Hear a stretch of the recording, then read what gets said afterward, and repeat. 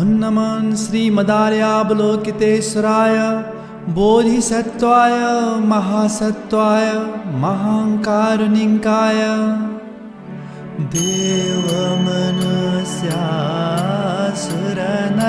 देवमनुष्यासुरनतचरणं प्रतिहत जन्मजरारुजमरणं लोके सत्तो माम शरणं रक्ष कृपालो गुरु कारुण्यं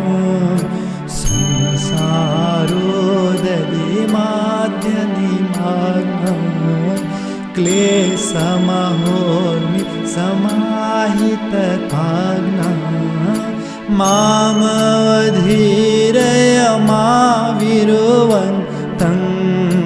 त्राहि महाकृपणौमि भवन्तं तृष्णा त्रिमिरो भद्रुतनेत्रं मरणमहाभयविहुलगात्रं पालय भगवन् नवलोकय मां यावद्वेञ्चे यामि न विखमा कृतमन्यस्त्रीग्रहणमजस्रं हतमाज्ञेन प्राणिसहस्रं नाथ मया कृतपापमशेषं नाशय सम्प्रति कायिकदोषं ये जीवितसत्कारणनिमित्तं लोका नित्यमणितमसत्यं तल्लोकेश्वरसमयसमस्तं वाचिकनरकञ्चिरमव्यस्तं सत्त्वानायदचिन्तितमहितं स्वयमनुमोदितमपि परविहितं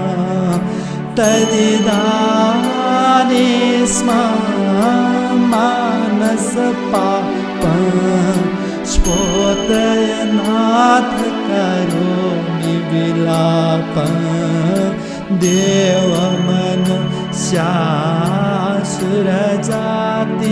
देवमनुष्यासुरजातीनां तिर्यक नरकं प्रेतगतीनां सत्त्वा ये निवसन्ति सदार्था रक्षसि तानिति तव मयि वार्ता तेन ममोपरि सृजुकारुण्यं वीक्ष्य शरीरं गततारुण्यम् इति शृणु भगवन् भवति भणामि यावन् नरकं नैव विशामि किञ्चोपेतकरोषि परार्थं मुञ्चसि भगवन् नाम कृतार्थम् अथवा प्रेक्ष कृपा तव पुण्यं जनयसि दृष्टां कथमविपन्ना स्मरणेनापि भवसि परितुष्टं क्षेपयसि कलुषं किमिति न दृष्टं तस्मात् भगवन् परहितदक्षं क्षेपं मा कुरु मामिह रक्षं दन्तितुरङ्गमपुत्रकलत्रं म्राजमकण्टकभीष्मविचित्रं मांसाशिशिरो श्रिकपर्यन्तं भवतास्तिर्भ्यो गतमनन्तम् अञ्जनगुत्तिका पादुकसिद्धि सिद्धौ खडिमणिमन्त्रविशुद्धि सिद्ध्यति यच्छास्त्रिपुरावेशाम् तुष्यसि येस्य त्वं लोकेशाम् ये करचरणविलोचनहीना विविधा व्याधिमहावैदीनां ते तुष्टां पुष्टशरीरा विलसन्त्यनुजो गणगम्भीरा गरलं व्याधिग्रहदाकिन्य शान्तियान्ति सदा योगिने शरति न तास्य पुरयमदूता प्रीतो येष त्वं जिनभूता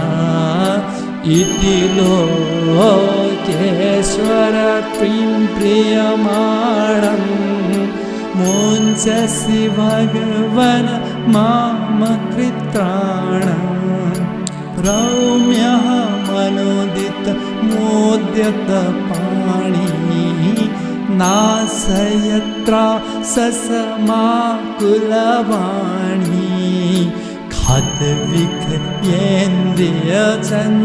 खद्विखयेन्द्रियचञ्चलमनसा कृतबहुपाप व्याकुलवपुखा नीतं जन्म मयास्मिन् सकलं जठरनिमित्तं भ्रमता विकला तद्गुरुसम्प्रति मम लोकेशा प्रणतो विविधा जलिरहमेशा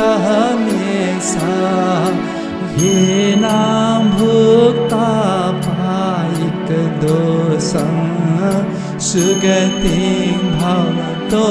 यामिनमोक्षं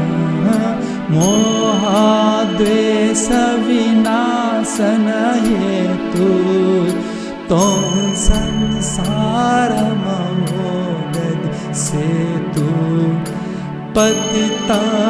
पतितात्रस्तो शापनवाहो त्वं गुरुदुरितनिशाकर राहु देशितसुगता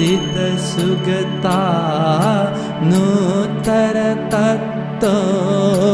त्वं ज्वलित बहुदुःखितसत्तो निर्जित दुर्जय मन्मथमारा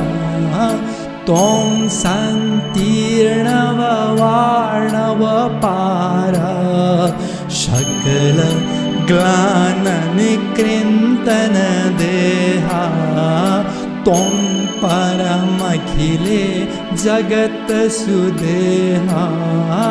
भगवान् अनुपम करुणा सिन्धु त्वं जनविदितो कारणबन्धु लीला